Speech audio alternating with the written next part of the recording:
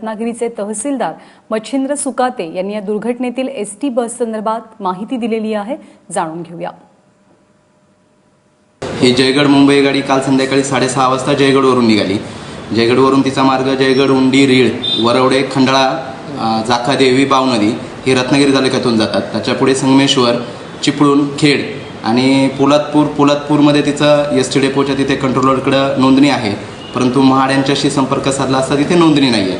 त्या गाडीमध्ये बुकिंगच्या नुसार आपल्याकडे खंडाळा येथून बुकिंग आहे श्री मालप यांचं. ते वय वर्ष त्यांचं 48 आहे. बाकी इतर जे प्रवासी आहेत आमचे स्थानिक तलाठी मंडळाधिकारी यांच्याकडनं आम्ही सातत्यानं शोधमध्ये आहोत आणि त्यांच्या नातेवाईकांशी संपर्कात आहोत.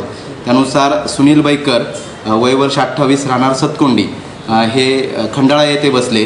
त्यांचा मुंबईपर्यंतचा प्रवास होता. स्नेहा बैकर त्यांच्या पत्नी वय वर्ष 26 त्याही सतकोंडी त्याही खंडाळा येथून बसले आणि मुंबईसाठी त्यांचा प्रवास होता.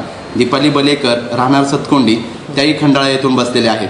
त्यानंतर अनिल बलेकर राहणार सतकोंडी त्याही खंडाळा येथून बसलेले आहेत. आणि प्रशांत प्रकाश माने हे राहणार गणपतीपुळ्यातले आहेत. ते वरवडे खंडाळा येथून बसलेले आहेत. आणि अविनाश मालप राहणार कांबळे लावगण हे सुद्धा वरवडे येथून बसलेले आहेत. त्यांच्या नातेवाईकांशी आम्ही संपर्कात आहोत. काहींचे आम्हाला मोबाईल नंबर मिळालेले आहेत. त्यातील सुनील बैकर आणि स्नेहा बैकर त्यावरही आम्ही ट्राय करतो, ते नॉट रिचेबल येत आहेत. त्यांच्या नातेवाईकांशी संपर्कात आहोत. तलाठी मंडळाधिकारी त्यांच्याशी संपर्कात आहेत. त्यांच्या नातेवाईकांनी कुठेही घाबरून जाऊ नये. त्यानंतर तहसीलदार महाड यांच्याशी संपर्क केला असता त्यांनी जिल्हा स्तरावरचा तेथील 1077 हा टोल क्रमांक कळवलेला आहे. त्याचबरोबर अलिबाग येथील जिल्हाधिकारी कार्यालयातील येथील सुद्धा नंबर कळवलेला आहे. माननीय प्रांत सर खेड जिल्हाधिकारी सरांच्या सूचनेप्रमाणे घटनास्थळी पोहोचत आहेत.